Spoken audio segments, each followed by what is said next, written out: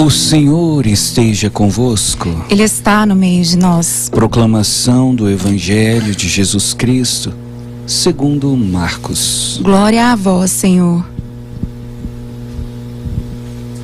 Naquele tempo, as autoridades mandaram alguns fariseus e alguns partidários de Herodes para apanharem Jesus em alguma palavra. Quando chegaram, disseram a Jesus: Mestre, sabemos que tu és verdadeiro e não dás preferência a ninguém.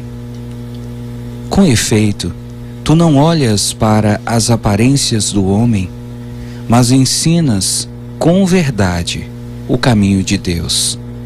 Dize-nos, é lícito ou não pagar o imposto a César? Devemos pagar ou não? Jesus percebeu a hipocrisia deles e respondeu: Por que me tentais? Trazei uma moeda para que eu a veja. Eles levaram a moeda e Jesus perguntou: De quem é a figura e a inscrição que estão nessa moeda? Eles responderam: De César. Então Jesus disse: Dai, pois, a César o que é de César, e a Deus o que é de Deus. E eles ficaram admirados com Jesus. Palavra da salvação. Glória a vós, Senhor. Estimados irmãos e irmãs, estimados ouvintes, internautas, nessa terça-feira da 9ª semana do tempo comum, a igreja nos traz esse evangelho que traz uma frase que acabou se tornando muito conhecida e popularizada, muito repetida por Dona Maria, seu Zé: dá a César o que é de César. Sobre esse evangelho nós tivemos a oportunidade de conversar na parte da manhã, e por isso não é sobre ele que agora à noite eu gostaria de refletir com você, mas sim sobre a primeira leitura, que aliás traz uma mensagem muito atual, muito importante e muito urgente para a nossa reflexão. Antes de começar, eu quero apenas citar para você qual é a passagem da primeira leitura, a fim de que você possa, meu irmão, minha irmã, caso você queira, fazer o estudo desse texto, conferir a passagem, pegar na sua Bíblia e olhar, se você quiser até marcar na Bíblia algo que chame sua atenção. Então, caso você queira conferir depois, o texto que vamos utilizar para a reflexão, o texto da primeira leitura, está na segunda carta de Pedro, capítulo 3. Segunda carta de Pedro, capítulo 3. Por que eu digo para você que esse texto é muito urgente para a nossa reflexão? Porque esse texto vem falar de um assunto que quase todos os dias nós ouvimos nas redes sociais comentários a respeito desse assunto. É um assunto que, sobretudo agora que teve essa enchente no Rio Grande do Sul, ele veio à tona. Muitas pessoas começaram a conversar, a questionar sobre esse assunto. É um assunto que, quando a gente ouve falar do que está acontecendo lá na Ucrânia, do que está acontecendo lá em Israel, do que está acontecendo ou que pode vir a acontecer em outros países, nós começamos a conversar, a questionar sobre esse assunto, que no texto de hoje vai ser chamado a vinda do dia de Deus. A vinda do dia de Deus é a expressão que o apóstolo Pedro, aqui essa carta foi escrita por Pedro, ele utiliza essa expressão para se falar daquilo que Dona Maria chama de o fim do mundo. Sempre quando acontece uma tragédia, e veja você, tragédias estão acontecendo quase que todos os dias ultimamente, tragédias relacionadas à natureza, Quantos lugares devastados por enchentes, devastados por terremotos, vulcões que entram em erupção, e tantas coisas que vão acontecendo. As pessoas começam a conversar e a falar: é porque já está chegando o fim do mundo. Quando a gente ouve falar de guerras, como a guerra da Ucrânia, e agora ainda mais perigoso, depois que a Europa, depois que os Estados Unidos autorizaram que a Ucrânia utilizasse armas contra os russos dentro da Rússia.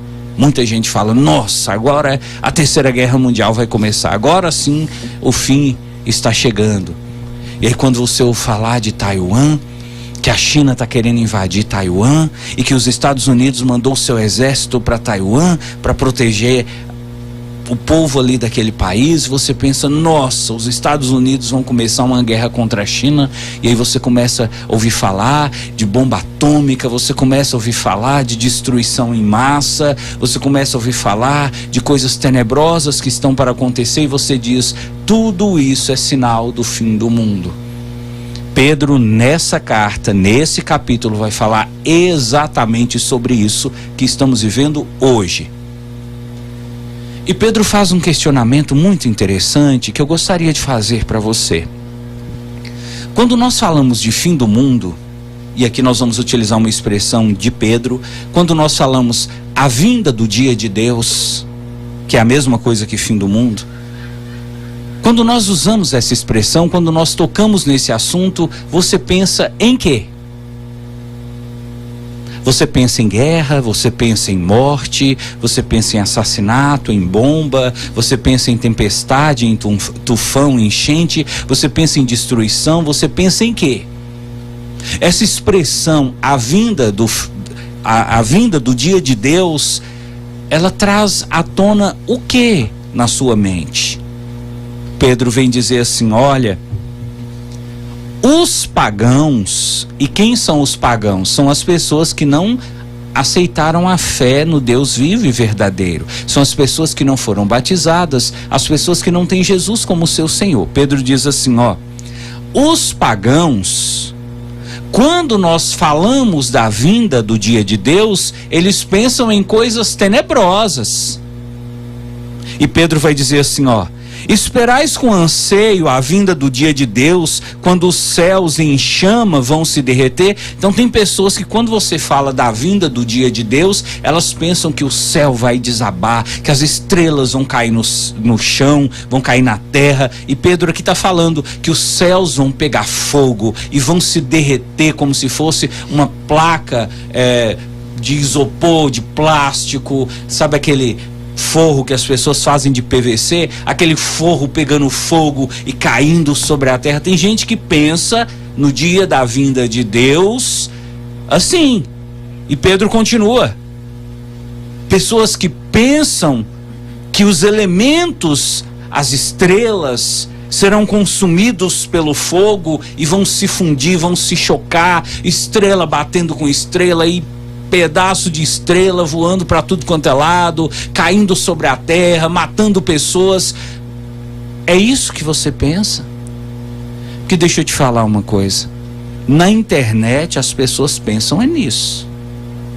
Quando fala de vinda do dia de Deus, chegada do dia de Deus, quando fala em Apocalipse, quando fala no dia final, as pessoas só pensam em coisas tenebrosas. E por que eu estou fazendo essa homilia? Porque se você não tomar cuidado, você corre o risco de também começar a entrar nessa pilha.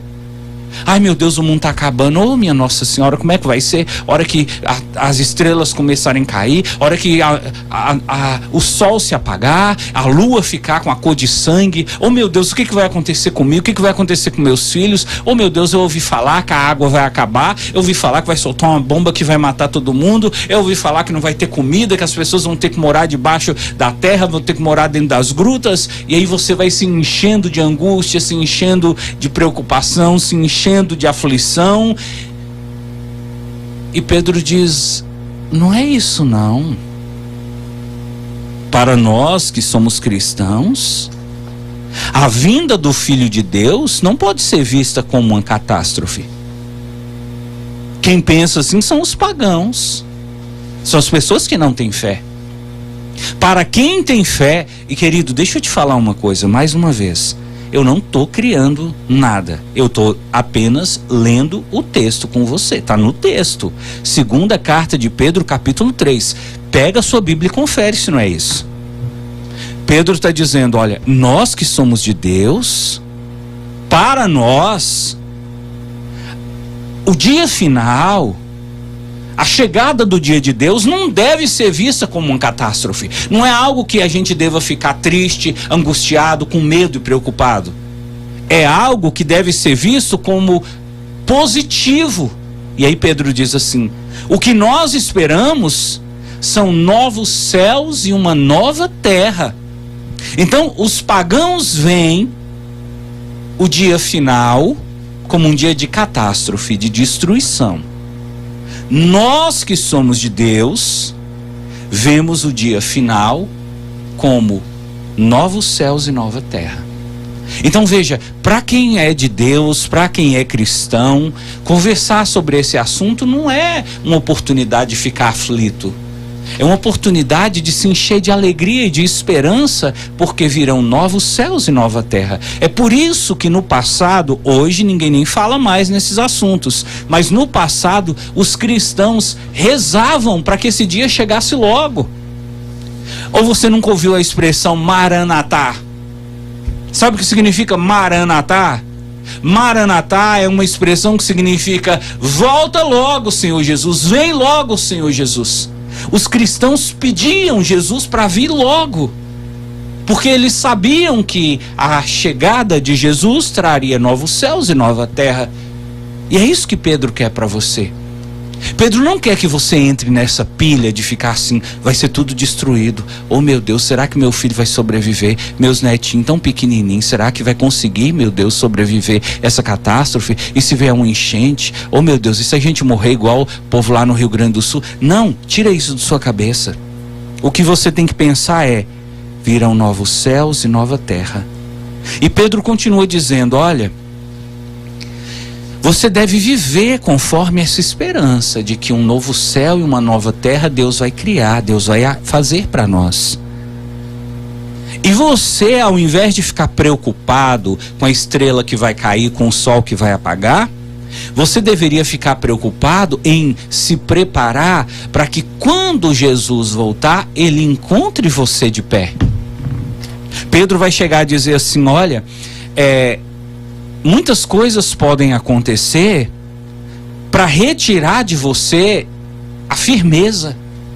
E eu vejo hoje, meu irmão, não sei se você consegue fazer essa análise e fazer essa observação, a quantidade de pessoas deprimidas, a quantidade de pessoas que passam o dia inteiro tomando remédio. Esses dias eu fui na farmácia e eu fiquei assim, assustado.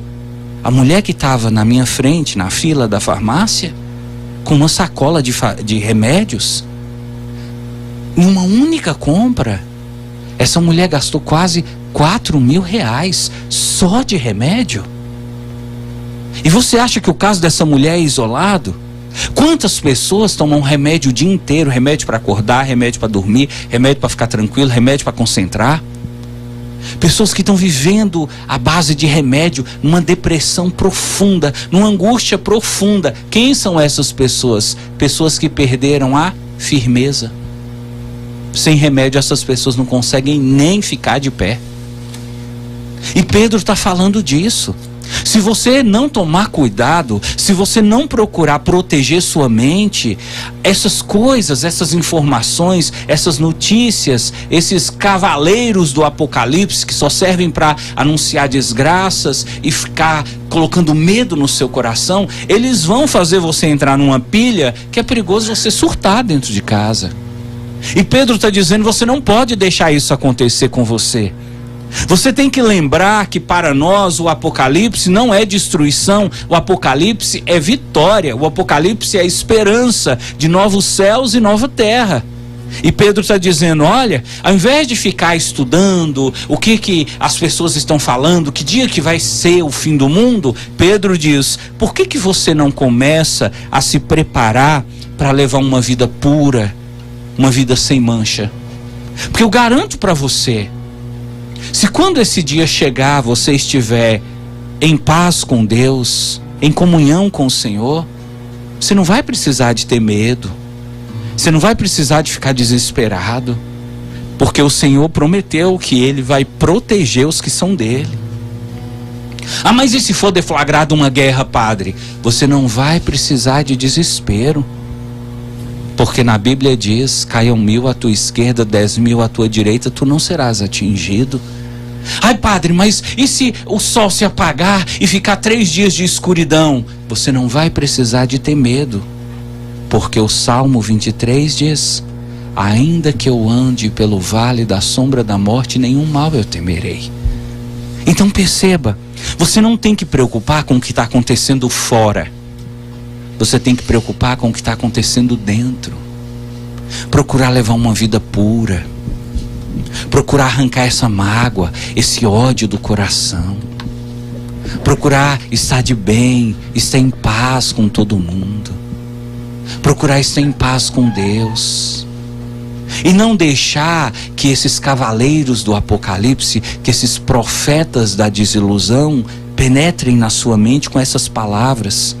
Aconselho você fortemente, quando estiver assistindo vídeos no TikTok, assistindo vídeos no WhatsApp, nos grupos que você participa, se começarem com essas profecias de destruição, de morte, tira, desliga, não assista. Foque no que é bom. Pensa, para nós, a vinda do Senhor Jesus não será destruição, será novos céus e nova terra. Pedro está falando para você, não venda sua paz, não comercialize a sua tranquilidade, não deixe que sequestrem a sua harmonia interior. Procura viver bem com Deus. Procura levar uma vida de obediência aos mandamentos. Procura ser um bom marido, ser uma boa esposa, cuidar bem dos seus filhos, ser uma pessoa prestativa, uma pessoa amorosa com seus amigos, com seus vizinhos, e deixa que Deus cuida de você.